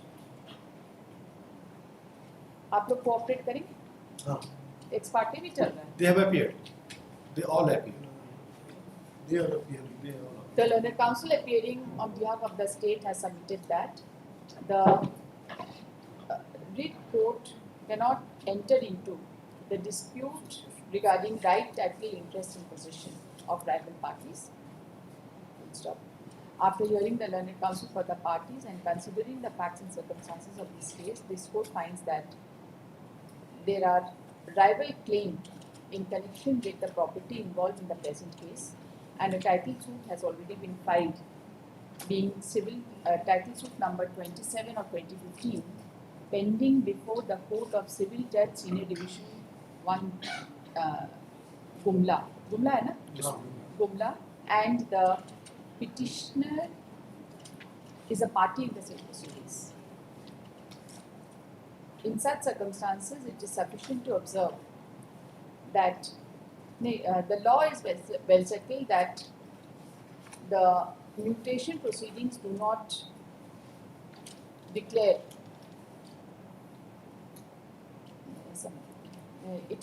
In such circumstances, it is sufficient to observe that the parties would be governed by title suit number, by the decree passed in title suit number 27 of 2015. And it is sufficient to observe that the orders impugned in the present case may not prejudice either parties in the title suit. अच्छा एक बात बताइए, register 2 में इसको note किया जाता है क्या टाइटल सूट के बारे में?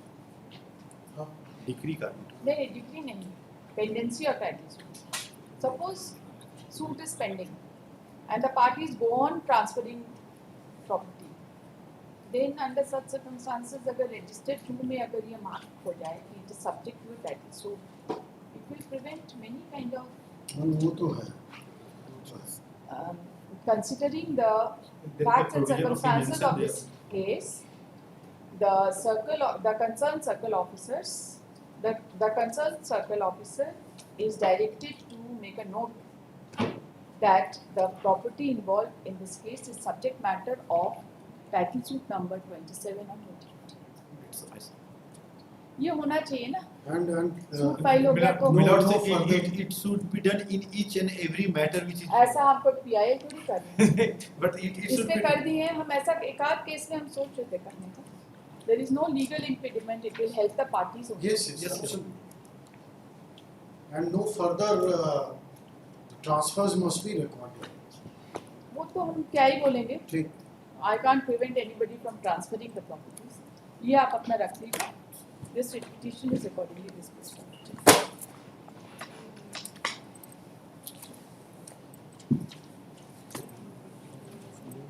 पार्टिकुलर केस है जिसमें रिकॉर्ड बनाया है, तो इसमें रिपोर्ट आया है. क्या रिपोर्ट? इसमें रिपोर्ट में डिस्पोजल हो गया है और इनवाइट बैक कर दिया गया मैटर को. तो इंस्टीट्यूशन रजिस्ट्रार का एक फोटो गया है, बाकी रिकॉर्ड में भी भेज दिया. कौन सा केस में हम लोग मंगाए थे? पास ओवर है. Item pass over case item. Yes, it has been disposed of. 1 of 2015. Disposed of on 13/5/2017. This is the report we have received. Disposal register का वहाँ से tax copy. तो उसमें हमको फाइनल अवार्ड चैलेंज करने तो वो दूसरा केस में करेंगे. उसके लिए दूसरा केस फाइल करना है.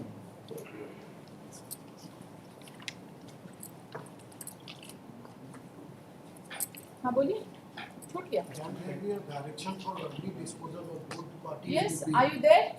Yes, yes. both the Counsel parties for the to be- counsel for the petitioner and the private respondents have submitted that they would fully cooperate with the early disposal of the case and will not seek unnecessary adjournment. Yes. The aforesaid submissions is recorded as such. इसको on record दे दिया I जाए. will record it subsequently. WPL number 1766 of 2015. The learned counsel for the parties are present. एक चीज Sorry. एक चीज कि इसमें if हमको तो अवार्ड का भी जानकारी नहीं है क्या हुआ है, मेरे अगेंस्ट में हुआ है या फेवर में हुआ है, तो हम लोग इन अवार्ड को चैलेंज कर सकें in accordance with law. खाली इतना बस. We will just see parties to proceed with the award in accordance with law without being prejudiced by this order. बस इतना कर दिया. WPL number 1766 of 2015. This writ petition has been filed for the following relief. In the first half, when this case was taken up, the matter was passed over to find out as to whether the reference case number, कौन सा है? 1 of 2015. 1 of 2015 is still pending before Labour Court at Dhanbad. It has been reported by the office by sending a copy of the disposal register of the concerned court that the reference case has been disposed of on date बताइए 13/5/2017. 13/5/2017. वही लिखा भी हुआ है उसमें. हाँ लिखा है. On 13/5/2017, a copy of the register as forwarded by the concerned court is kept on record.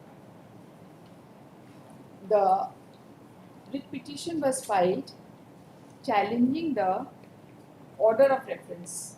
Yes. Page number 93. ठीक है, order of reference. The counsel for the petitioner submits that the counsel for the parties have submitted that if the reference has been decided, then nothing survives in the present case. However, the right may be reserved with the parties to take steps in connection with the award, as may be permissible under law. It has also been submitted that the final award is not on record and parties are not aware as to whether the case has been decided in favor of one or the other person. After hearing the learned counsel for the parties and considering the fact that, as reported, the reference case has already been decided, accordingly, this court is not inclined. Accordingly, this case has become infructuous for all practical purposes, and this writ petition is disposed of as such. However, it will be open to the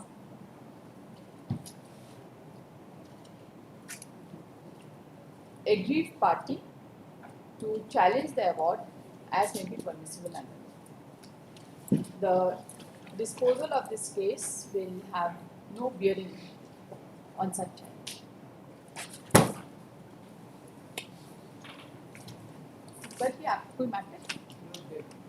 Third case. दिखाई जा. Item 3, WTC 511 But I'm praying that we will not. हाँ बताइए. तो कोई date fix कर. कब करना चाहते हैं बताइए. आज के लिए था. कोई बात नहीं, कल के लिए कर देते हैं. हाँ. कोई ठीक है. क्या मैटर है? not relates to not this. Day after tomorrow, ballot.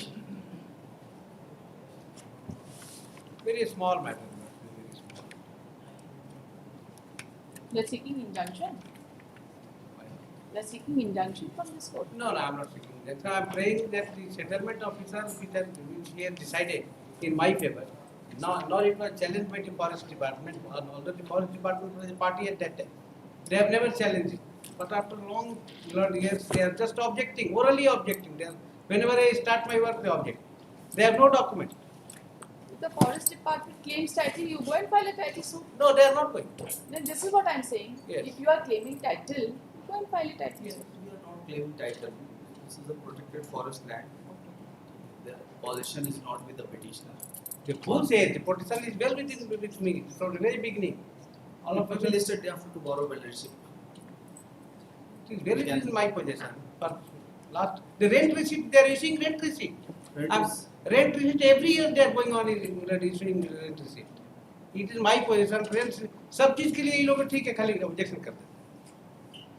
Protected forest में कंस्ट्रक्शन करने के लिए कोई पोटेंशियल फॉरेस्ट है ही नहीं. प्रोटेक्टेड फॉरेस्ट No, नहीं no.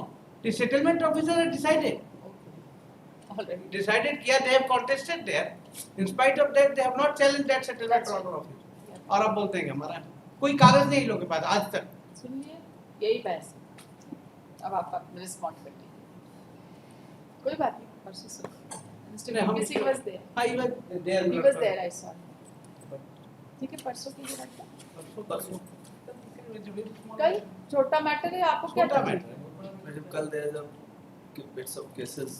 अरे my है? बहुत अच्छी बात है ना. इस आप कोर्ट टाइम में आप तय कर लीजिए आपको कितना बजे बहस करना. परसों एकदम मॉर्निंग फर्स्ट केस कर दिया ना जाए. नहीं हम जहाँ कल करना हो परसों कर since दिया में जाए. मतलब difficulty No, no, I'm not देखिए, objecting for matter the तो sake आज- of objecting.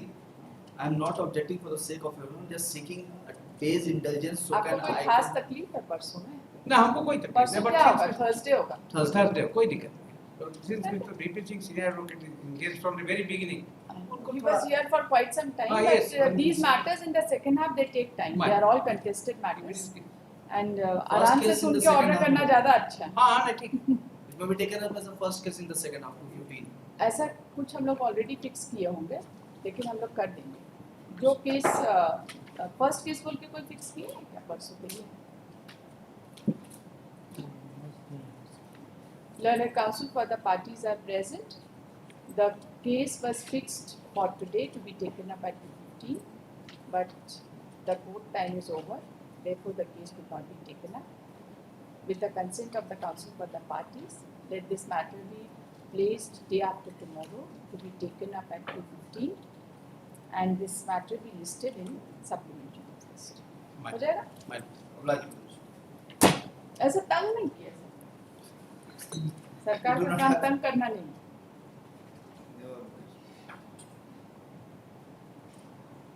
सूट फाइल करिए ना. स्टेट तो सूट ही नहीं फाइल करता है कोई. They can file suit. They, ना? they should have challenged that order.